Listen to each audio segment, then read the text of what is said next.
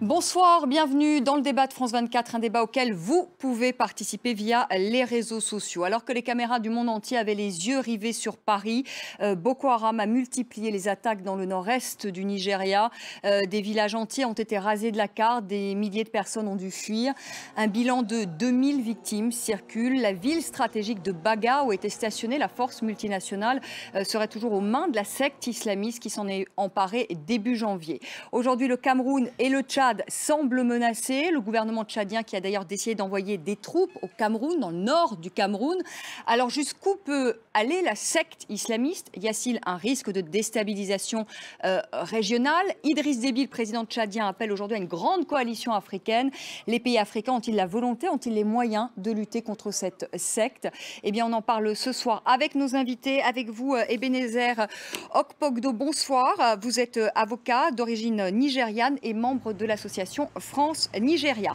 Achek Ibn Oumar, bonsoir. Vous êtes ancien ministre des Affaires étrangères tchadien, c'était sous Hissène Habré entre 89 et 90, et conseiller spécial du président Déby, c'est entre 90 et 91. Alain Foka, bonsoir. Vous êtes journaliste à Radio France Internationale. Vous présentez Archives d'Afrique, c'est tous les samedis à 8h10 temps universel et 22h10 temps universel. Et le débat africain, c'est tous les dimanches à 8h10 temps universel et à 22h10 temps universel. Antoine Glaser, bonsoir. Merci d'être avec nous. Vous êtes journaliste, écrivain, spécialiste de l'Afrique, auteur de Africa France, quand les dirigeants africains deviennent les maîtres du jeu, et c'est aux éditions Fayard. Avant de commencer ce débat, eh bien, on va tout de suite écouter le président tchadien, Idriss Déby, je vous le disais, qui a décidé d'envoyer des soldats dans le nord du Cameroun. Idriss Déby qui était au micro de France 24, c'était samedi à Kousséri. Lancer aussi un appel à tous les continents africains, les pays du continent africain, de venir avec nous pour constituer une large coalition pour faire face à cette nébuleuse Boko Haram et démontrer ainsi en face du monde que l'Afrique est capable de résoudre ces problèmes. Achek Ibn Nour, est-ce que le Tchad est aujourd'hui menacé par Boko Haram? Merci. Tout le monde est menacé, évidemment, tous les pays de la région. Mais le Tchad est moins menacé que les autres. Je crois que pour le Cameroun, c'est évident. Et on ne parle pas beaucoup du Niger, qui est beaucoup plus fragile que le Cameroun même sur ces questions-là, et qui déjà a accueilli quelque chose comme 1,5 million de réfugiés du Nigeria. Sans compter l'histoire de Isala à cheval entre le Niger et le Nigeria, la secte islamiste historique au Nigeria. Le Tchad est protégé géographiquement. D'abord, la frontière avec le Nigeria est une petite bande d'eau au niveau du lac Tchad. Et il faut traverser tout le nord du Cameroun. C'est 200 km Djamena, je crois. Hein. C'est pas si loin, non? Maïdigouri, c'est moins de 200 km. Mais on a une barrière naturelle qui est le complexe fleuve Chari et Logon, qui est quand même fait une barrière naturelle. On a une barrière linguistique, parce que l'ère culturelle Haoussa, Fon, s'arrête au nord Cameroun. Au Tchad, même les gens d'origine Haoussa ou Kanouri, du nord Nigeria, sont plutôt arabophones. Donc il y a une barrière sociologique et naturelle. Le risque, à mon avis, pour le Tchad, c'est surtout les attentats suicides. Là, on n'a pas besoin de moyens, on n'a pas besoin de continuité géographique, on n'a pas besoin de base populaire. Et le Tchad est très mal équipé pour cela. Même en termes médicaux, les services d'urgence en N'Djamena, c'est une catastrophe, par exemple. C'est tout. D'abord, le Tchad a une attitude un peu contradictoire. Le Mali, qui est à 2000 km et qui n'a pas de frontière, le Tchad, a été un centre d'intérêt immédiat pour le président Déby. Alors qu'au même moment, en 2012, il y avait déjà des incursions de Boko Haram au nord Cameroun. Et il y avait déjà, comme le disait M. Alain Foka, une perturbation des circuits économiques et commerciaux entre le Tchad, le Nigeria et le Cameroun, puisque nous sommes un pays enclavé. L'homme de la rue, N'Djamena, dit si jusque-là le Tchad n'a rien fait, c'est parce que le président Hollande n'a rien demandé. Bon, voilà, pour raccourcir. Et c'est peut-être pour ça qu'on n'est pas parti au Nigeria. Mais là, en tout cas, Paris, ce soir, salue l'engagement tchadien au Nigeria. Je pense que la France préfère peut-être que le Tchad y aille à sa place. C'est ça, comme a dit M. Glaser. Mais c'est quand même grave. Il y a un problème de méfiance. Il y a un problème de méfiance réel entre les trois pays et les trois chefs d'État. Tout à fait. C'est difficile d'aider des gens qui ne savent pas eux-mêmes. Un des parrains de Boko Haram est un grand investisseur dans le secteur du pétrole au Tchad et il est ami du régime, l'ancien gouverneur. C'est qui moi, je l'ai déjà nommé. Au Tchad, on le connaît sous l'acronyme de SAS. C'est sénateur Ali Seini, l'ancien gouverneur de Borno, et donc qui est accusé d'être...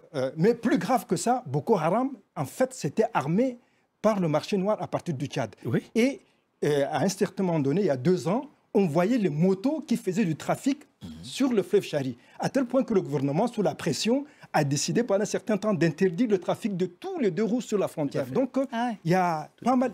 Donc, le problème, c'est qu'il manque de coordination. Mais c'est différent.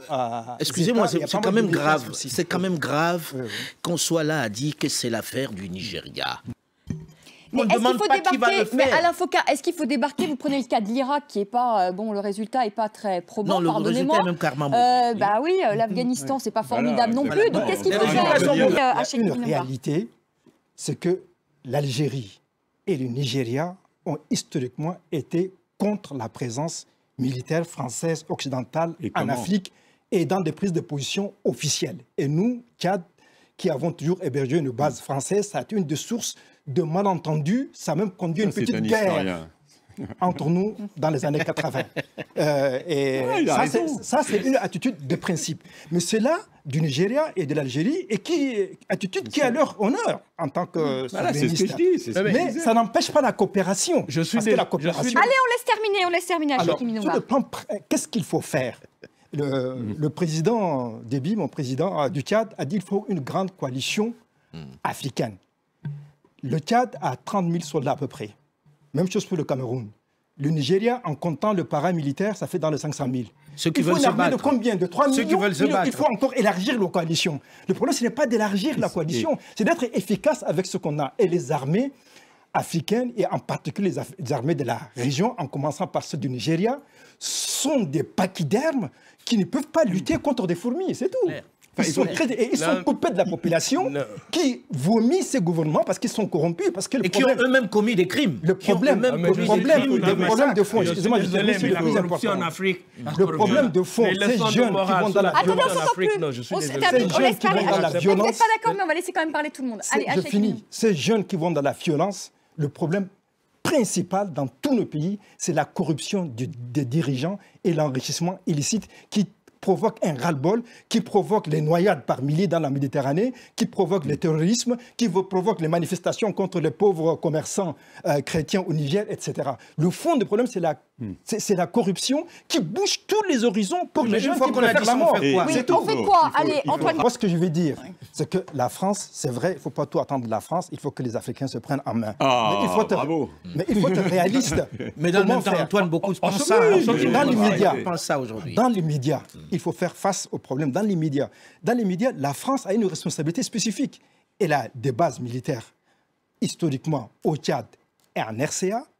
C'est elle qui soutient militairement les dictatures au Cameroun, au Tchad, et souvent, elle a fait le coup d'État en Centrafrique. Moi, en tant qu'opposant tchadien, j'ai été frappé par des avions français pour défendre le régime. J'ai eu des collègues civils qui ont été enlevés au vu au sud de l'armée française en Djamena, tel que le professeur Ibn Omar Mamassali. La France a une responsabilité directe. Mais cela ne nous dédouane pas, nous, Africains, de prendre en charge nos propres problèmes.